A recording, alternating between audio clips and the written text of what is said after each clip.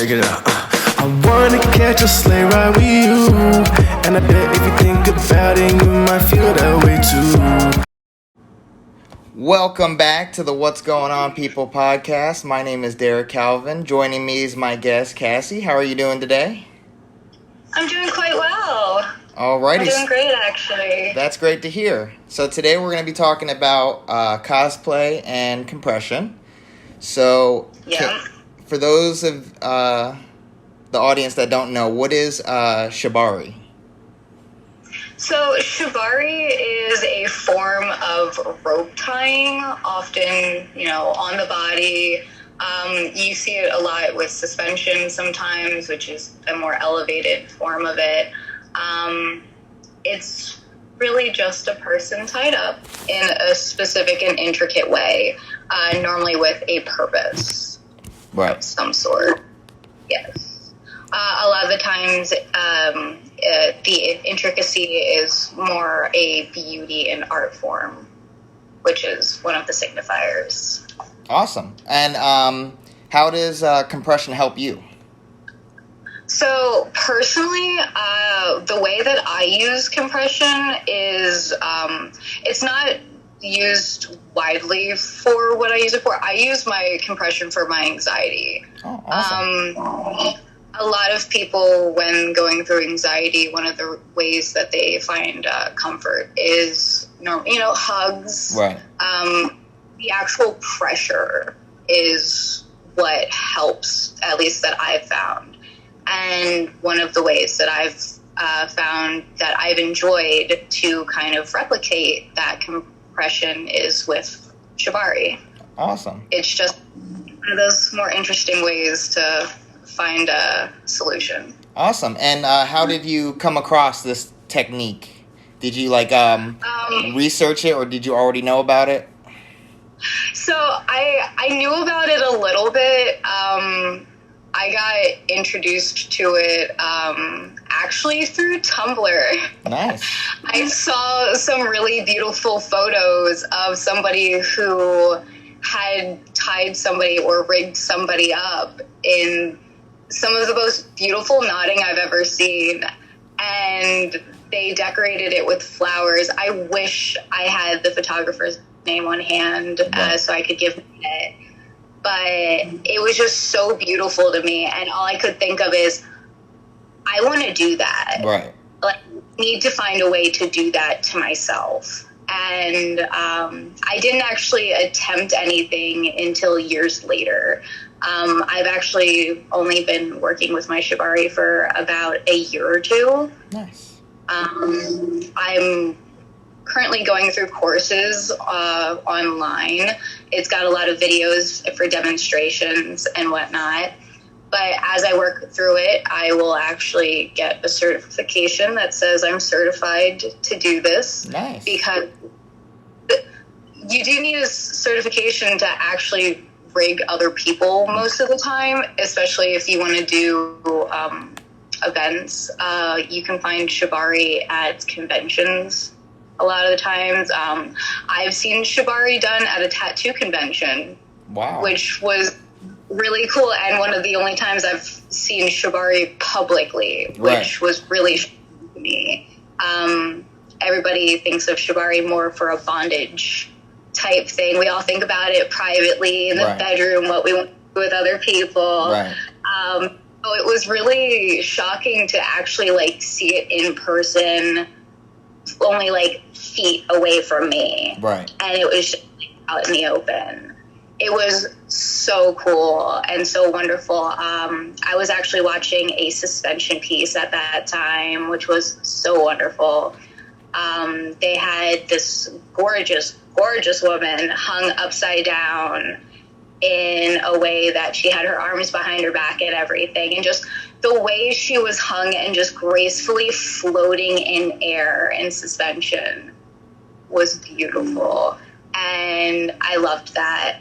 But the person who did that to her did actually have a certification saying that he was trained to do this, because those knots can get too tight. You can cut off circulation. You can cause a lot of damage to somebody or yourself if you're not trained how to do it. Right. Which is, I always kind of push people to do their research before they try anything. You always see people like using belts for handcuffs and whatnot, and that's fine if you're doing it the right way, right, and not doing it right, because it's really easy to cause damage. I've gotten really close. I did a tie around my thigh the one time, and the way I had it locked into a hip, it went right across an artery, and I just had it too tight.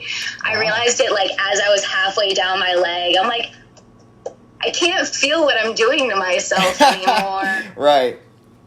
Something's wrong. And even though I was following a guide, I was following a demonstration, I had actually missed a little part of it as I was setting up that taught me to make sure I had the amount of space specifically in that spot because of that artery and everything. The golden rule is you can fit 2 fingers between you and the rope. And that's how you make sure that you're not going to, like, pass out. Because, you know, that happens too. Especially in suspension, being upside down. Right. You know. So, like... really easy to pass out. Awesome. So, is there like, a community, like a small community of, like, people that, like, talk about this type of stuff? Or are you in that community that you would say? Or, like, what are your thoughts on that? So... you get different types of communities, I guess, with what they use the shibari for. If it's more bondage, you get towards the BDSM community. And I was part of that community for a little bit. I'm not too much anymore. You get the people who use it for fashion and artistry, where it's more of the photography sense, where it's about creating a beautiful art piece and using a body in it. Nice. And I probably don't have the best explanations as I'm not parts of those communities. I really use it for my anxiety and how it helps me. Right. But so you have the more fashion standpoint. And then you I don't know if my part of what I use shibari for is bigger or not. I've only met 1 or 2 other people who have kind of clicked to the fact of, oh yeah, compression, it helps. Right. But I haven't really met many other people who use it for the same thing that I use it for. Would love to, because I'd love to talk about it and be like, hey, do you have specific ties that you use? Right. Because I know I have specific ties that I use for different types of attacks that I'm going through. Nice. And I actually don't use it as often as I should, just sadly because of how long it does take to set up. Right. It's one of those, all right, this is too much. I do need to just sit here and focus for like an hour or so and calm down. Because as much as the compression is really helpful, the actual process of focusing down and tying like just my arm up. One of the quick ones that I will use is I'll tie up a gauntlet on my hand, which is just different weaving and intricacies. The gauntlets that I use, I don't normally do finger wrappings just because for me it's hard to gauge the tightness, but I'll go between the fingers and just like work about halfway down my forearm. And that's normally enough for me to calm down, take a deep breath, and just settle out, which is always great. Depending if it's a harder attack, that's when I start like working up into the shoulder. And if I don't calm down by then, I just take a nap. Right. Because there's no at that point for me. Right. But I haven't met a lot of other people who use it the same way I do. I found a lot of the information that I use on different BDSM forums, actually. I started heavily on that side of it and got way in over my head. But I found the softer side, and that's when I started realizing, like, oh, yeah, there is a softer side to this. Right. There's something else that can be done with this. And I used the information that I got from more of the softer sides of those forums and the lovely people who were nice enough to slow down and work with the fact that I knew nothing of what I was talking about. Right. And it was hard because I didn't want to like video chat at that time. So I was getting all of this through text of like how to tie up my hand. And I used that for a good year until I started seeing more like video demonstration online. Maybe I just wasn't looking in the right spots. Right. But currently, at least the websites that I was using is, I know Shibari Academy actually does have a course to go through. I used a couple of their free public videos for some things, and they were really, really helpful. The biggest thing to stress about it is always just make sure you know what you're doing. Right. Nerve damage is not a fun thing. It's just not. No, it's not. You lose a lot. So what would be your favorite knot that you do, or like technique to help your anxiety? So for me, what helps, as much as I like to do the gauntlets because they're nice, they're quick most of the time, I like to do chest compression. So I'll often do like a corset tie or a harness across. The first one I started out with was the upside down pentagram on my chest, because it's a really basic and easy one to start out with, at least that I found. Others may find it more difficult, but I thought it was a really simple tie, so I started with that one. And I really like that one. I still use that one occasionally. Nice. I've been looking for more ways to make it a little bit stronger, I guess, or more of a heavier tie and really build up on it, because, you know, the weight and the compression is what helps me. I did do a linked corset tie the one time, and that was really wonderful compression. But I found that I did do some ties wrong, and that one got a little too tight pretty fast. Right. It's really just the ones that actually go over my chest are the ones that seem to help me the most. But I also really love a loop chain up the thigh. Those are so much fun and super simple to start off with. Right. And I love them. You can do like a loop chain up the thigh in like 6 minutes. Right. So fun. So I know you do most of the stuff by yourself. Have you ever considered like integrating it with your partner, or like having another friend do it with you? What kind of direction are you going with that? So, funnily enough, I've not been tied up by any of my partners. It's always the same, oh yeah, I can totally do that for you, and it never happens. Right. It's very disappointing. That's not a fun tease. So I've had to do it myself. I have had friends who have done it for me, though. I actually had some friends at the Renaissance Fair that I worked at who were into it as well, and they did a cuff on me. Nice. Just for a couple minutes. That was a lot of fun because it was the first time I had actually like done it with somebody else. Right. It was great. Me and my current partner are looking to integrate it into what we do. That's just when we actually bring it up, if it ever happens. Right. Awesome. Yeah, it's the thing with bringing it up with another partner, especially. I don't normally have as much anxiety and attacks when I'm with my partner. Right. Really wonderful at keeping me calm and keeping me grounded. It's one of the reasons I treasure him so much. That's great. He's my leveler, and I really appreciate it. But so a lot of the times I do end up doing these ties by myself. But we did have one occasion where I was tied, and it was nice. It was a great occasion. I hope it happens more. Right. And when he listens to this, I know he will get the picture. So, moving on to our next category of cosplay. So, Yes. what is your favorite character or person to dress up as or like? So,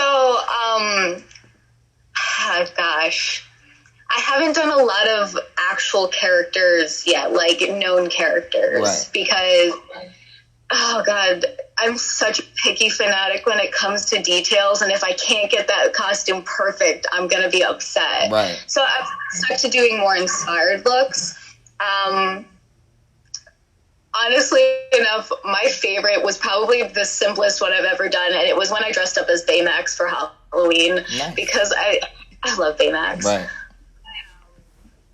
The actual types of characters that I really love dressing up as are more nature-based characters. I love dressing up as like a nymph or fairies, and like my normal friend costume when I go is normally a mage of some sort. Nice. Just because really embody a character like that is fun. Right. I've taken inspiration from different animes I've watched and different mangas. Wow.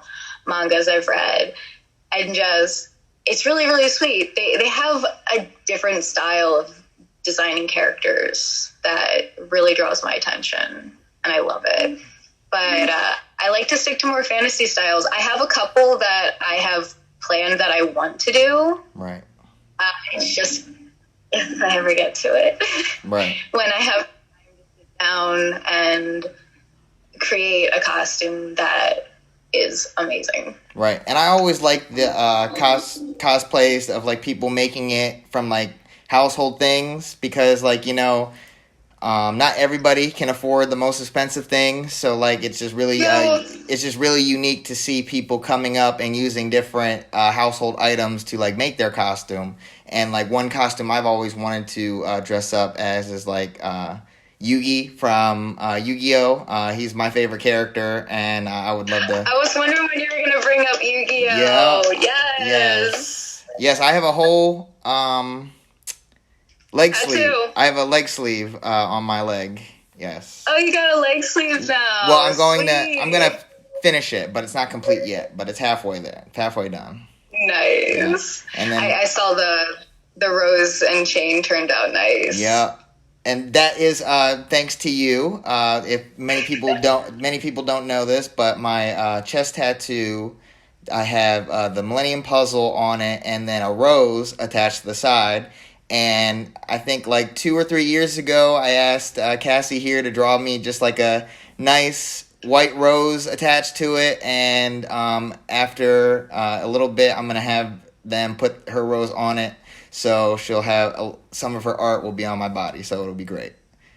It was honestly one of my favorite things to draw. It gave me a lot of inspiration and really sparked me to pick up that pencil again. So I actually wanted to thank you for that as well. Thank you. That was a great opportunity. Yeah, I really appreciate it.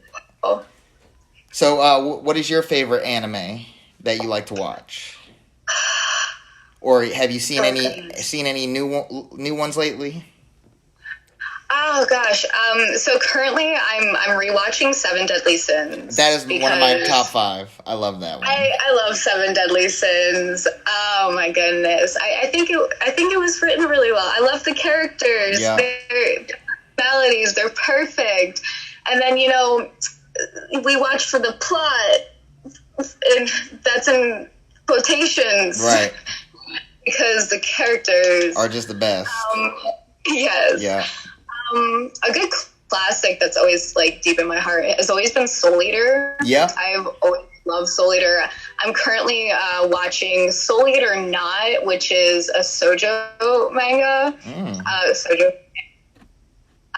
It's one of those off series that I put off for a while because I didn't know if it was actually going to have anything to do with the main story. Right. And I was just like, is this just going to be we put Soul Eater on it because we want you to watch it? Right. But I was pleasantly surprised to see some of the characters that I know and love in the first couple episodes. Exactly.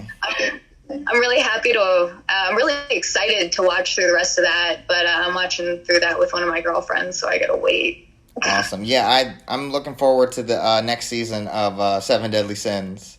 Me too. I Oh my hear God. it's going to be good. So, and I think it actually is going to be the last one. I believe I was reading some articles, and I believe the fifth season will be the part 5 will be the last one.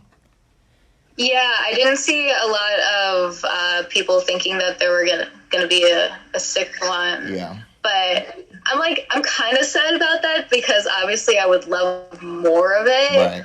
But I also want to know how this ends because they've been doing a really good job at leading this up. Right. And finding out about Elizabeth. Right. Amazing. I know.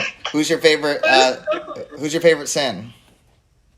I actually really love King, and it's something about being a sloth that I very much relate to. Right. I guess. Right. King and Bond, probably. Yeah, my friend back home, he has a fox greed tattoo on his stomach, and my favorite sin would probably be Escanor. I think he's a total badass. He always talks shit, but he can back it up, and like that's just the great about it. Escanor is definitely top 3. Yeah. Oh my goodness. Yeah. He's definitely top 3. He's so great. I love him because he's just like so adorable at night because he's just right. And the way he treats Merlin. Like a queen. Like she is a queen. I know, right? She is. That woman. Yeah. Oh. They do that on purpose. They make anime women look really, really good, and like it's not fair. Like they could snatch our hearts, right? Because they do. Exactly. Like I can't tell you how many times I've had to pause an anime and rewind because I needed to see a character entrance again. Right, like Misty from Pokemon, like snatched everyone's heart. You know, everyone's heart. Yeah. There was a reason she was a childhood crush for so many people. Yeah. Across the board. Yeah, you either loved her or hated her. Yeah. Are you a Pokemon fan? Oh, absolutely. I was an avid card collector for a while. Me too. I have a cataloged collection of, not to brag, but over 2,000 cards. Nice. I have over 2,000 cards in Yu-Gi-Oh. I used to have a lot of Pokemon cards, but my dad, when I was younger, he accidentally left them on the back of his truck in a box, and it rained that day, and it just ruined all the cards, and I was like 10 years old, and I was so upset. I was crushed, because they're worth so much now, like, first edition Charizards, grade A, 10 are like worth over 150,000, and like, I know I at least had like a 9 in there, and that still is like $50,000 to $70,000, and like it's just that's still worth something. It's just gone. That happened over 13 years ago. It's just gone, ruined. It happened over 13 years ago, but you still feel that to this day. I still feel that. I could be rich if it wasn't for my dad. If it wasn't for my dad. I relate to the feeling. My first collection was also taken from me. Sadly, on purpose, but it is what it is. Right. It sucks because I know I had first editions in that collection. I was an avid collector at that age. Yeah. And they went up. They're gone. How do you feel about the projection of how Pokemon's going? Like, do you like the new series that have been coming out, or do you tend to stick to the old ones? Because I like the older ones, of course, because the OG. But I do classic, they've got a place in your heart. Yeah, exactly. But I do like to keep up to date with the new series just to see, because it is fun to watch, and I believe I could do a lot better at naming these Pokemon than these Pokemon creators, because they just throw anything together, just anything, a key and chain called a keychain. What is that? Wow, mind blown. Great name. I could have came up with a better name. Where do they think of these? Right. I'm like, I remember when Trubbish came out, and we all gave Trubbish absolute hell because, like, wow, they resorted to making actual trash. Yep. And then what they're coming out with, like, don't get me wrong, I think the designs are, like, really, really cool for what they're coming up with. Yeah. The integrations that they're doing are really, like, interesting. Yeah. They're either really, really basic and mundane, like, wow, okay, a keychain. Woo. Yeah, it's starting to turn into Foster's Imaginary Friends with Pokemon. Just coming up with different kind of things off the top of the head, like keychains, whatever they can think of. Right, vanilla ice, some scoops of ice cream, like. I swear to God, if we get a mac and cheese one, I'm gonna cry. That'd be hilarious, like a Big Mac Pokemon. Oh my gosh! Yeah. And you always see the wonderful fan art creations of like what they would create as Pokemon. Yeah, exactly. And even like their creations of mundane items are so like they're even better. They're even better than the ones on TV. Like some of them are better than the ones on TV. Exactly. Well, like I remember when the Evolutions, we only had the first round of them.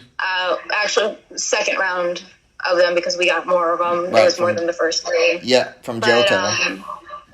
Yeah, but people started coming out with their own fan art for what they thought the other ones could be, and then we started getting those types, and I'm kind of not impressed. Right.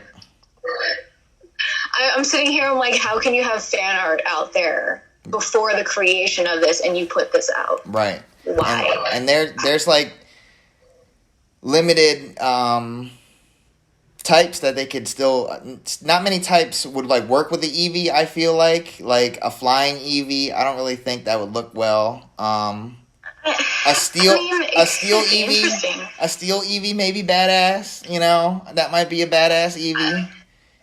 A mech Eevee. I mean, that'd be kind of cool. Right. That'd be interesting.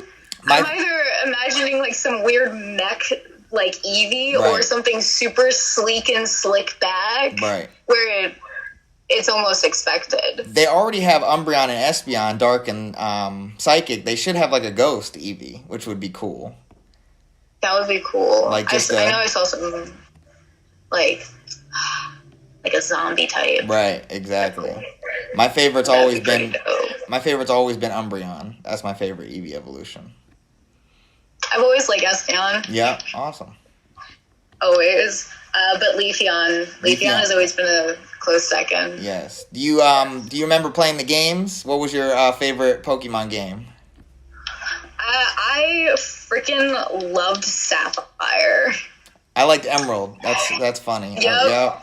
I actually owned both Sapphire and Emerald because it didn't hit me that they were kind of the same thing. Yeah, it's just you can catch, like, it's just different Pokemon you can catch in each one. Yeah, it didn't click to me, and I remember begging my mom. I'm like, no, I have to have both. Like, they're different. Like, how can you not believe me that they're different games? Right. And then I started up the startup for Emerald. I'm like, oh, I'm sorry, Mom. Like I'm just not gonna tell her. Right. Were you a big Pokemon Go person when it first came out? When it first came out, not really actually. Like it was interesting, but I also wasn't leaving the house much at that time, so there wasn't much for me to do. Right. Once I got out and actually once I started college is when I really started playing it because especially the Pokestops on campus, they were everywhere. Right. And when I would go visit my friends on other campuses, they were everywhere. Right. Really, I find that normally when I pick up the game, it's because I'm not anywhere near where I live. Right. Like, the phases that I've played it are, okay, I'm spending a lot of time at college. I'll play Pokemon Go. Right. I played a lot when I was on vacation at Disney. Nice. Because everywhere in the park. Yeah. I caught a lot. I do have a couple shinies, though, and I'm pretty proud of them. Yeah, and then certain places you can only catch certain Pokemon. Like, I know when I went to Florida for Disneyland last year, I know you can only catch like a carnivine and like Heracrosses down in Florida. You couldn't get them anywhere else. Yep. So it was just, it was pretty cool. It was nice. I for the longest time, I wanted a Farfetch because I was like, dang, you can only get those in Spain. And now I have like 6 of them because they're hatching from eggs. Right. That's awesome. So, right, but I still don't have the evolved form yet because excellent throws are... Right. So the last question I have is, so where do you see yourself going with like this compression background? Do you have any future plans? Sorry to interrupt you. Oh no, you're good. With it, so I do kind of want to branch out more with my shibari work. I would really like to showcase a lot of the artistry with it, while also shedding more light on how it helps with my anxiety. Not only to kind of spread awareness that, hey, this is kind of another form of compression that I don't know if a lot of people have thought of for anxiety, and maybe actually like get in touch with people who also do it. Right. So I hope to work a lot more on my artistry with that and do a couple of posts and really shed some light on that. With the cosplay and the costuming, I'm hoping to actually branch into cosplaying, right, not just characters by myself. And I might bring the artistry into the cosplay. Who doesn't want to see their favorite, anime characters tied up in a little bit of shibari? Right. It's okay. Right, exactly. It'll be for the plot. Right, it'll be nostalgic, like like back in the day. Back when you're first going through these feelings, exactly. This is what we all thought of. This is what we all thought of. We just didn't say anything. It to the table. Right, we just didn't say anything. We were quiet about it. We always need somebody to speak up, though. Right, exactly. Well, I just get to be the person. Cassie, thank you so much for coming on the show. It was such a pleasure talking with you. You're very passionate about what you do, and I love having guests on the show that are passionate about their work and their backgrounds and stuff. For the audience, where can they find you on Instagram? What's your handle? So my handle is at honeybun_4. That's where I do a lot of my main posting right now. I might be building a second page, more to come on that later. Awesome. I don't have a lot going on yet, but you can find me there. I would love to get in touch with some more people who work with shibari. It's always great to trade information. It's been an absolute pleasure talking about this. Thank you so much once again. Of course, Cassie. Thanks for coming on the show.